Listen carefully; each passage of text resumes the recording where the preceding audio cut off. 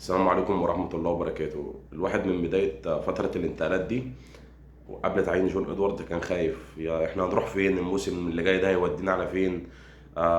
احنا ممكن حتى ما ننافسش على اول 4 مراكز يعني.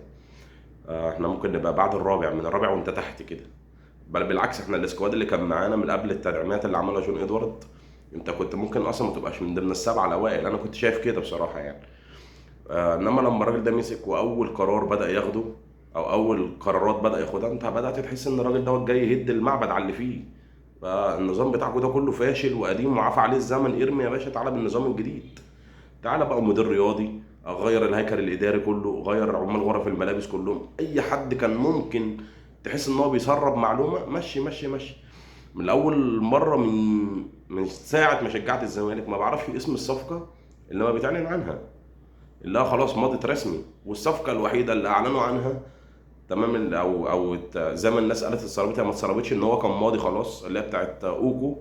تيدو اوكو دوت، انت برضو خدت منها فلوس، انت استفدت. باول مره عندك راجل بيطلع لعيبه بفلوس، بتطلع اللعيب، بتعير اللعيب او بتبيع اللعيب بتاخد قصاده فلوس. ده احنا عمرنا ما شفناه في الزمالك، او شفناه قليل قوي في الزمالك، عشان نكون بس واضحه يعني مع بعضينا. فالراجل ده جه هد هيكل قديم خالص وبنى بنظام جديد وسيستم جديد. فالمفروض ان احنا ندعمه. ده اول حاجه يعني، المفروض ان احنا نقف معاه وندعمه. وانا شايف ان دي صفقه القرن للزمالك، دي صفقه القرن اللي احنا اتاخرنا عنها كتير قوي، متاخرين بيها قوي. تعيين مدير رياضي، هو المسؤول عن قطاع كره القدم من اي تو زد، تقدر تحاسبه. احنا بقى لازم ندعم ونقف جنبه، وما نحاسبش على اول سنه. ما نحاسبش على اول سنه.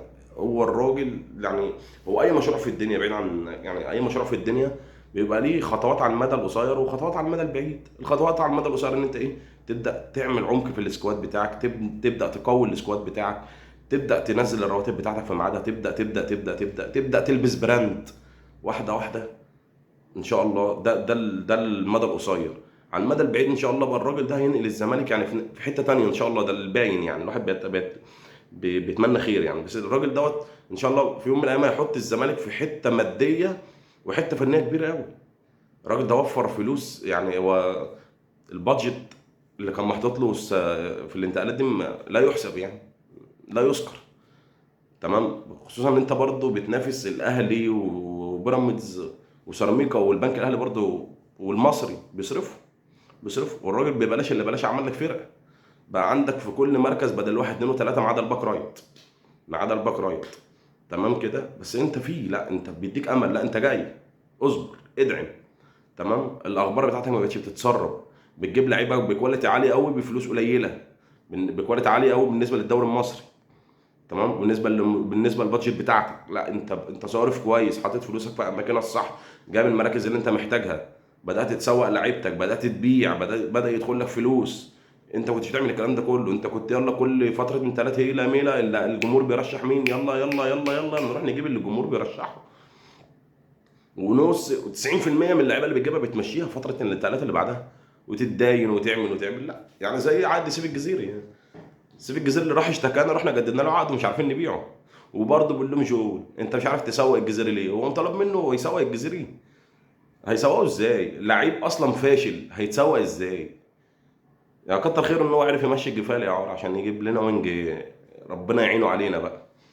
فلازم ندعم التجربه بتاعت الراجل ده، ولازم نقف معاه، وان شاء الله الواحد متفائل خير.